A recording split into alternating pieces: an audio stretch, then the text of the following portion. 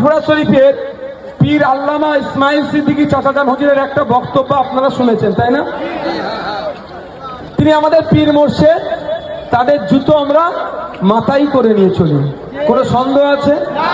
ঠিক আছে। ইসমাইল চাচাজান বক্তব্যে কি বললেন? তাকে একজন ফোন করে বলেছে আপনার ভাইপো অমুকের সাথে যোগাযোগ করছে। ভালো করে বোঝেন, তাকে একজন ফোন করেছিলেন। সেই লোকটা কতটা সত্য কথা বলেছে এটাই হচ্ছে প্রশ্ন। চাচাজান নিজের চোখে আমাকে দেখেনি, আমি শুভেন্দু বাবুর সাথে মিটিং করছি।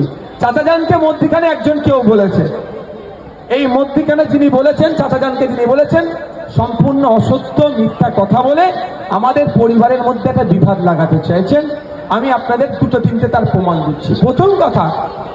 প্রথম কথা এই নওশাদ সিদ্দিকী যেখানে যেখানে যায়, ঘর থেকে বার হয়ে বড় দরবারে একটু চা খেতে বসে আপনারা দেখেন তো অনেক সময়, ওটাও সিআইএসএফ এর জিডি করতে না আপনার কে বলে জিডিতে ওখানে লেখা থাকে যে পিপি বলে, আমাদেরকে পিপি বলে। পিপি বাড়ির বাইরে বার হলো, অমুক জায়গায় গিয়ে বসলো, অমুক জায়গায় গেল।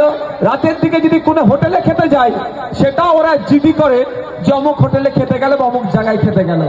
আমি তাহলে এখানে একটা চ্যালেঞ্জ করে যাচ্ছি, বুকে বল আছে বলে তো চ্যালেঞ্জ করছি রে ভাই। নিশ্চিতভাবে যে বলছে শুভেন্দুর সাথে নাকি নওশাদ কথা বলেছে, তার তারিখটাও মনে আছে। একটা আরটিআই করুক। সিআইএসএফ এর এসএসজি হেডকোয়ার্টার হচ্ছে নয়ডাতে একটা আরটিআই করুক, অমুক তারিখটা উল্লেখ করে নওশাদ সিদ্দিকীর অমুক তারিখের মুভমেন্টটা আমাকে দেওয়া হোক। কি বললাম? বুঝে আসছে? তাহলে আমি যদি শেরে পাঞ্জাবে যাই, ওরা লিখে রাখবে অন্তত শেরে পাঞ্জাব হোটেল।